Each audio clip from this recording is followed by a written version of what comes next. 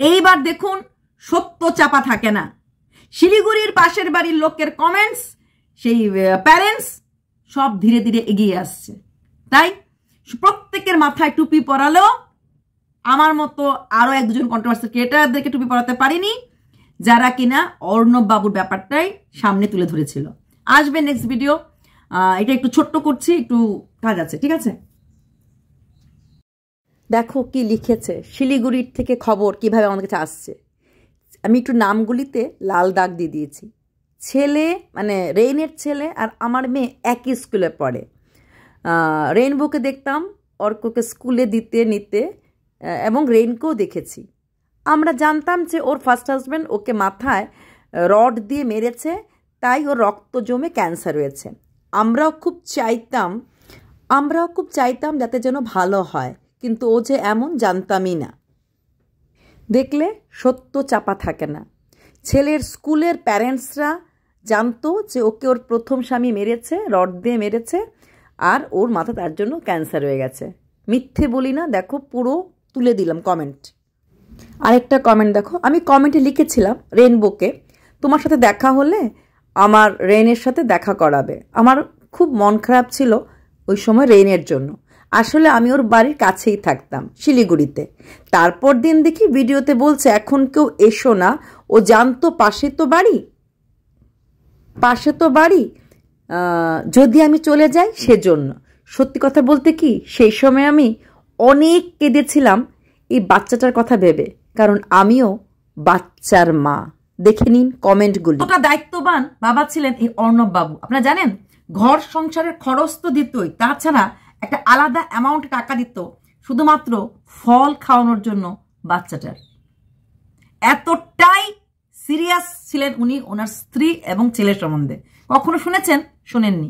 এবার শুনুন কিছু কথা শিলিগুড়ির লোকের কমেন্ট সেকশনে কি লিখেছে এবং কি বলছে।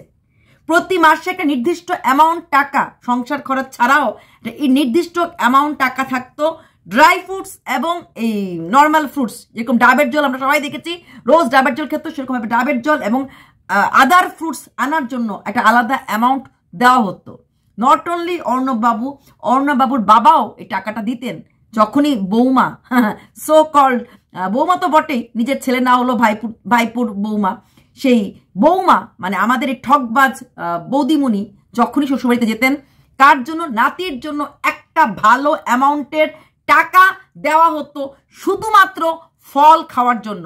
তারপরও বারবার বলা হয়েছে আমার পাশের মানুষটাকে আমি ছেলেকে বড় করতে পাশে পাইনি, ইয়েস, সঙ্গ দিতে পারিনি, কারণ ফলটা কেনার জন্য টাকাটা দেওয়ার জন্য কিন্তু রোজগার করতে যেতে হবে। ঘরে বসে ফল খাওয়ানো তার মিথ্যে কথা বলে সবাই পারে না। তাই অফিসে যেতে গেলে, রোজগার করতে গেলে, ট্যুরে যেতে হলে ওই টাকাটা আনতে লাগে, আর সেই টাকার বিনিময়ে ডাবের জল, খেজুর, কিশমিশ, কাজু, অ্যালমন্ড খাওয়ানো হতো। এবং বাচ্চাটাকে রেগুলার, বাচ্চার সঙ্গে সঙ্গে বাচ্চার মাও রেগুলার ফ্রুটস খেত। এটা আপনারা আগের চ্যানেলে ভিডিওগুলো দেখতে পারবেন, কিছু টিকটকে ভিডিওতেও ছিল। বাচ্চাকে কখনোই খাওয়া দাওয়াতে, যে রেইন কিন্তু খেতে ভালোবাসে, সেটা তখন দেখে বললাম না, ও বলতো এখানে এত অশান্তি, অথচ খেতে ভালো লাগতো না বলেও 4 থেকে 5 রকম আইটেম, ছাতু মাখা, পাতলা ডাল, ঝিঙ্গে দিয়ে, আলু দিয়ে মাছ, বলছি পটলের একটা সবজি, খেতে ভালো লাগছে না, আবার একটু চাটনি, আমের টক, এগুলি এই ধরনের খাওয়া দাওয়াটা রেগুলার ছিল। যে অর্ণব বাবু এত খারাপ, এত নোংরা, এত বাজে, এত স্ত্রী এবং ছেলের প্রতি উদাসীন, প্রতিদিন এত ভালো বাজার, বলতে পারেন কোথা থেকে আসতো? বলতে পারেন কোথা থেকে এই ফলের টাকাটা আসতো? সবই অর্ণবের কৃপাময় তারার কৃপা। দেখে নিন শিলিগুড়িতে মানে স্কুলের প্যারেন্টস সাথে কি বলেছে। এবং একটা মেয়ে যে কিনা পাশের বাড়িতে ছিল, সে কমেন্ট করেছিল আমি তোমার পাশেই থাকি, তোমাদের সাথে দেখা করতে চাই, মানে পাশের বাড়িতে ছিল, হ্যাঁ, একটা বা দুটো বাড়ি পরে ছিল। ডাইরেক্ট বলে দিয়েছে যে পরের ভিডিওতে যে কেউ যেন না আসে। রাত দুপুরবেলা বলেছে, কারণ কেন বলেছে, এত কাছে থাকে ওই মেয়েটা সকাল দুপুর বিকাল যে কোনো চলে আসতে পারে, ধরা পড়বে। নিত্য চুরি করে, একদিন চোরা ধরা পড়ে। সে ধরা পড়ার ভয়েই কিন্তু এই কাজটা করেছিল। দেখতে থাকো, সঙ্গে থাকো, please please please help me to grow. Like, share and subscribe করো, শেয়ার করো, যেন চ্যানেলটা একটু গ্রো হতে পারে। আমার ফেসবুক, ইনস্টাগ্রাম কিছুই নেই, তাই তোমরা যদি একটু শেয়ার করো তোমাদের থ্রুতে যেন আমার চ্যানেলটা একটু বাড়তে পারে। রেইন গো ওয়ে। হ্যাঁ, আজকে আমি সারাদিনে ওকে নিয়ে কোনো ভিডিও করিনি, তো ভিডিও তো করতেই লাগবে। আর তোমরা ভালো করে জানো আমি ফাং কথা বলি না। থাম্বনেইলে একটা দিলাম, ক্লিকবেট টাইটেল একটা দিলাম, ওরকম ভিডিও আমি করি না। তো আমি যেটা আগেই বলেছিলাম যে শিলিগুড়ি থেকে চলে আসার কারণ একটাই, যে ওখানে ওরা ধরা পড়ে যাচ্ছিল। বলেছিলাম কালকে আমার কাছে কমেন্টস এসেছে, এই দুপুর ঠাকুরপুর সাথে একজনের দেখা হয়েছিল, মানে সাবস্ক্রাইবারের। তো দেখা হওয়ার পর ও ডাইরেক্ট রিকোয়েস্ট, ওর বাড়ির কাছেই ছিল, তো ঠাকুরপুর সাথে দেখা হওয়ার পর রিকোয়েস্ট করেছিল যে তোমাদের বাড়িতে আমরা যাব, কখন যাই, মানে এরকম করে বলছিল যে একদম বাড়ির পাশে অ্যাড্রেস পেয়ে গেছে, দেখতে যাব, রেইনকে দেখতে যাব। ঠিক পরের দিনই ওই যে কালকে ভিডিওটা করলাম না, 21 তারিখে ভিডিওটা যেটা বললাম, 21 তারিখে ভিডিওতে বললো যে আমার বাড়িতে কেউ এসো না, আমি দুপুরবেলার দিকে ঘুমাই, আমার মেজাজটা খিটখিটে থাকে, এই সময় আসতে নেই। আমি বললাম না যে যেহেতু সাবস্ক্রাইবার যেতে শুরু করে দিয়েছিল তখন যদি চলে যেত তাহলে মোটামুটি চুল, কারণ অনেক সময় সাবস্ক্রাইবার আদর করে যদি মা করে কেউ চুলেও হাত দিত, তাহলে অনেক কিছু সত্যি কথা বেরিয়ে আসতো। আর নর্মাল চুল পড়াটা স্বাভাবিক, আমাদেরকে চুল পড়ে না, এই যে এখন উইন্টার সিজন চুল পড়ছে না, ভালোই চুল পড়ছে। তো সেখানে ওই সাবস্ক্রাইবার, হ্যাঁ, তো ওই যেটা বললাম, তো সে তার জন্যই চলে এসেছে। এইবার বলছি এই ছোট্ট বাচ্চাটার স্কুলের মধ্যে কি রটেছিল, তার যে আমাকে লিখে, তার নাম পায়েলের সন্তান এবং এই রেনের ছেলে একই জায়গায়, একই স্কুলে, একই ক্লাসে পড়তো। তারপর ওইখানে স্কুলে এই যেত, রেন ঠাকুরপুর যেত, যাওয়ার পর ওই স্কুলে দেখো, স্কুলেরও প্রচুর গার্জিয়ান এবং প্রচুর টিচার এবং সেই গার্জিয়ানরা ওদের ভিডিওগুলি শেয়ার করেছে। এইভাবেই 50K থেকে 2 লাখ হয়নি, সবাই উহু আহা করেছে। এবং স্কুলে কি রটেছিল, শিলিগুড়ির কাহিনী, অর্পিতার জুবানি স্কুলে রটিয়েছিল, যেটা কালকে আমাকে পায়েল লিখে গেল যে জানো অর্পিতা দিদি, স্কুলে রটেছিল ওর প্রথম পক্ষের স্বামী মানে অর্ণব বাবু ওর মাথায় মেরেছে এবং সেই জায়গাটাতে ক্যান্সার হয়ে গেছে। তারপর যা হয়, একটা তো আমরা বাঙালি, তার উপরে ইমোশনটা কাজ করে, এবং ছোট্ট একটা ফুলের মতো বাচ্চা দেখলি মায়া লাগে, তো পুরো স্কুলে আহা উহু শুরু হয়ে গেছিল। এতেই কিন্তু স্কুলের বাকি গার্জিয়ানরা, স্কুলের টিচাররাও ওদের ভিডিওগুলি শেয়ার করতে শুরু করেছিল। আমার ভিডিও বা আমার মতো আরো কিছু কন্ট্রোভার্সি ক্রিয়েটাররা যখন তথ্যগুলি তুলে ধরলো যে দেওয়ারের সাথে ভাইয়ের বউয়ের একটু ইন্টু চলছিল, হ্যাঁ, ধরা পড়ে যাওয়ার পর দেওয়ার বৌদিকে নিয়ে বাগিয়েছিল, ঠিক আছে। কিন্তু শিলিগুড়ির জনগণরা ম্যাক্সিমাম সাবস্ক্রাইব করেছিল ওই টাইমটাতে, পার্টিকুলার টাইমটাতে, এবং শিলিগুড়ির জনগণরা সাবস্ক্রাইব করার পেছনে কারণই ছিল অর্ণব বাবুর প্রতি একটা ঘৃণা, যে মহিলারা সারা জীবন ডোমেস্টিক ভায়োলেন্সের শিকার হয় এবং তার এই রোগের মূল অর্ণব বাবুর দ্বারা, মানে মার খাওয়ার পর তার ব্রেন টিউমার, এই টিউমারটা ক্যান্সারের দিকে টার্ন নিয়েছে। এবার ভেবে দেখো, প্রতি মুহূর্তে এদের মুখে সততার কথা মানায়, প্রতি মুহূর্তে একটা মানুষ যে সোশ্যাল মিডিয়াতে নেই, সোশ্যাল মিডিয়াতে আসবে না, আসতেও পারবে না, কারণ নিজের খুঁড়তুতো ভাইয়ের এগেনস্টে কথা বলতে পারবে না, নিজের কাকুকে ছোট করতে পারবে না। যেখানে সে ছেলেটার বাবা, মানে অর্ণব বাবুর বাবা, বাড়ির বড় ছেলে, নিজে বেঁচে থাকতে তার ছোট ভাইকে ছোট করতে পারবে না, ছোট ভাইয়ের ছেলেকে ছোট করতে পারবে না।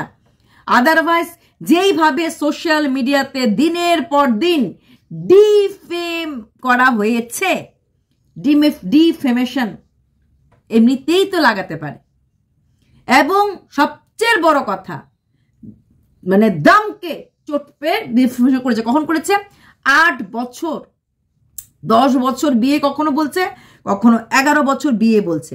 কত বছর বিয়ে সেটাও ও বলতে পারে না। 10 বছর বিয়ে বলেছে মার্চ না এপ্রিল মাসে, আর অক্টোবর মাসে বলেছে 11 বছর বিয়ে। যাই হোক, তার মধ্যে 8 বছর সোশ্যাল মিডিয়ার সাথে যুক্ত এবং প্রত্যেকটা সোশ্যাল মিডিয়াতে প্রথম দিকে টিকটকে থাকতো দুঃখের শায়েরি দুঃখের কথা, এবং সেখানে সেই দুঃখের কথাতে ইয়াং ছেলেরা লাফিয়ে ঝাঁপিয়ে গিয়ে কমেন্ট সেকশনে কমেন্ট করতো। আমি টিকটক কাহিনী নিয়ে আসছি এবং সেই কমেন্টগুলিতে লাভ রিয়েক্ট দেওয়া হতো, কারণ সেখানে ছিল মিষ্টি মধুর, মানে ভালোবাসা দূরে চলে গেলে যে অবস্থা হয়, ভালোবাসা না পেলে যে অবস্থা হয়, আমি আমাকে নিজের মতো করে গুছিয়ে নেব, আমি আমার নিজের মতো করে গুটিয়ে নেব, নাই বা পেলাম কারোর ভালোবাসা। একটা ম্যারিড মহিলা, একটা বাচ্চার মা, ভালোবাসা বিহীনই কি বাচ্চা পয়দা হয়ে গেল? আচ্ছা, কালকে এটা আমাকে অনেকেই প্রশ্ন করে, চর্পিতা 11 বছর ওদের ম্যারিড লাইফ, তো বাচ্চার বয়স 6 বছর, তার মানে হিসাব মতে বিয়ের 3 বছর কয়েক মাস পরে প্রেগনেন্ট হয়েছে। তাহলে বিয়ের 7 দিন পর, অষ্টমঙ্গলার পর যখন জানতে পেরেছে স্বামী দেবতাটি এতটাই নোংরা, তাহলে কি করে প্রেগনেন্টটা হলো? সিগারেটের ছেকার মধ্যে কি এমনই আগুন ছিল যেই আগুনে প্রেগনেন্ট হতে পারলো? সেই প্রশ্নের উত্তরটা আমার জানা ছিল না। ডিয়ার ভিউয়ার্স, অর্ণব বাবু আমাকে একটু কমেন্ট করুন। আমি জানি আপনি কোথাও যান না, আপনি কারোর সাথে কথা বলেন না, আপনি কমেন্ট করেন না, কিন্তু কোনো ব্যাপার না, সেই কমেন্ট কোথাও কেউ জানবে না। আপনি আমার পুরনো ভিডিওতে কমেন্ট করতে পারেন, কিছু প্রশ্ন আমার আপনাকে করার আছে। হ্যাঁ, আর কত দিন সহ্য করবেন? কেন সহ্য করবেন? কিসের জন্য সহ্য করবেন? বলবেন থাক, বাচ্চাটা তো ভালো আছে দিদি, তাই আর কিছু করছি না। কি হবে? এই বাচ্চাটাকে তো আমি একা পালতে পারবো না, তার মা লাগবে, আর তার মা আমার কাছে ভালো থাকবে না। তাহলে থাক, বাচ্চাটা যেখানে যেভাবে ভালো আছে। এটাই হচ্ছে অর্ণব বাবুর কথা। বাচ্চাটাকে একা এনে আমি বড় করতে পারবো না, একটা বাচ্চার মার স্নেহ খুব দরকার। আচ্ছা, অর্ণব বাবু একটা ভালো পোস্টে চাকরি করে, আমি আগেও বলেছি, সিনিয়র পোস্টে চাকরি করে, বুঝে নিও। একটা কোম্পানির দারুণ পোস্টে উনি আছেন। তো সেখানে দাঁড়িয়ে বাচ্চার মা লাগবে, আর বাচ্চার মার দেওয়ার লাগবে। তাই সেই দেওয়া দেবিতে অর্ণব বাবু পিছিয়ে গেছে কাকুর কথা ভেবে। কিন্তু শিলিগুড়ির লোকদের সাথে প্রথম যখন শিলিগুড়িতে পাড়া দিল, তখন এমন একটা ভাব দেখানো হয়েছিল, সেখানে হচ্ছে যে আমরা প্রথম হাজবেন্ড ওয়াইফ, মানে সেকেন্ড ম্যারিজ না, স্বামী স্ত্রী, বাচ্চা বাড়ির থেকে মেনে নেয়নি, এর করে ভাবছিল। তারপর ধীরে ধীরে ওই কথাটা আউট হলো। তারপর আশেপাশের লোকদের কাছে বলতে শুরু করলো, ওই সিগারেটের ছেকা, স্বামীর হাতের মার, ওপর যখন অসুখটা নিয়ে এগোতে শুরু করলো, অথচ অসুখটা হয়েছিল প্রেগনেন্সি রিলেটেড ডিজিজ। সেই প্রেগনেন্সি রিলেটেড ডিজিজ আমরা সবাই জানি, প্রেগনেন্সি রিলেটেড ডিজিজে আমাদের কি কি ধরনের প্রবলেম হয়। আমরা সবাই ম্যারিড। আমি বেশি ভেঙে বলছি না, বলতে অ্যাকচুয়ালি আমার একটু বলতে এগুলি মানে বাধো লাগে। তো বাচ্চা যখন আমাদের নষ্ট হয়ে যায়, তখন কি হয় আমরা সবাই জানি। তো সেই জায়গাতে গিয়ে সেটা করতে গিয়ে ওই জিনিসটা করতে গিয়ে দেখা গেছে ওভারিতে সিস্ট আছে, দেখা গেছে ওভারিতে সিস্টটা, ইনফেকশনটা পাবলিক খাচ্ছিল। তারপর মাথা ব্যথাটা একদম ব্রেন টিউমার, ব্রেন ক্যান্সার, আর ফ্রেম করা হলো অর্ণব বাবুকে। He is the main culprit. তাহলে একটা কথা জিজ্ঞেস করছি সমস্ত ভিউয়ার্সকে, ওভারির সিস্ট, কিডনির স্টোন, ওভারির ইনফেকশনের জন্য কি অর্ণব বাবু দায়ী? তাহলে অগাস্ট মাসে যেই রিপোর্টগুলির কথা বলেছিল আমাদের এই রেং, সেখানে কোথাও ছিল না ব্রেন টিউমারের কথা।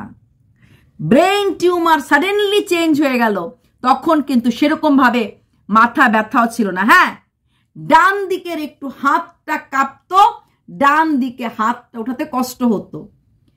ডান দিক বা এরকম কোনো সাইডের হলে নার্ভের ব্যাপার হয়, নার্ভের ব্যাপারটা অনেক সময় ব্রেন রিলেটেড হয়। সেইখানে সেই মার খাওয়া, সেই বাড়ি খাওয়া, হ্যাঁ অনেক সময় খুব জোরে চাপ পড়লে সেখান থেকে হয়তো কোনো একটা নার্ভ শুকিয়ে গেছে বা কোনো একটা নার্ভ ডিস্টার্ব করছে। এর সাথে ব্রেন টিউমার এবং ব্রেন ক্যান্সারের কোনো যোগাযোগ নেই। নার্ভ রিলেটেড ডিজিজের সাথে ব্রেন ক্যান্সার, ব্রেন টিউমারের যোগাযোগ কোনো নেই।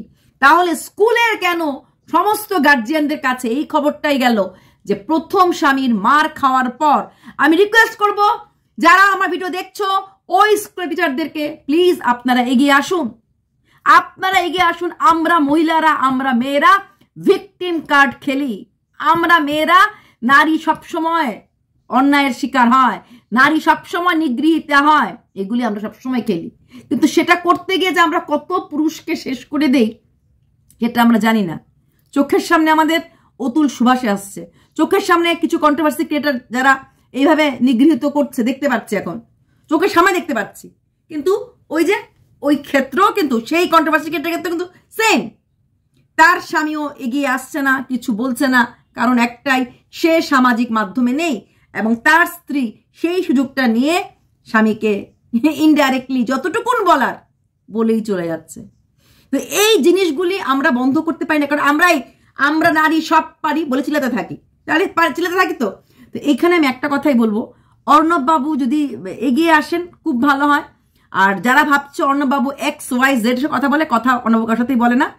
আর দ্বিতীয় কথা যেটা আমি খুব বলছি, শিলিগুড়ির টিচার, শিক্ষক শিক্ষিকারা এগিয়ে আসুন।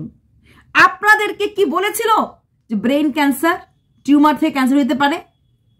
বলুন, সেটাও জানতে চাই। কিন্তু প্যারেন্টসদেরকে বলেছে যে কথাটা আমি কমেন্টে থাম্বনেইলে লাগিয়ে দেবো, হতে পারে আমি কমেন্টে এখানে লাগিয়ে দিচ্ছি, ঠিক আছে? তাহলে এইবার দেখুন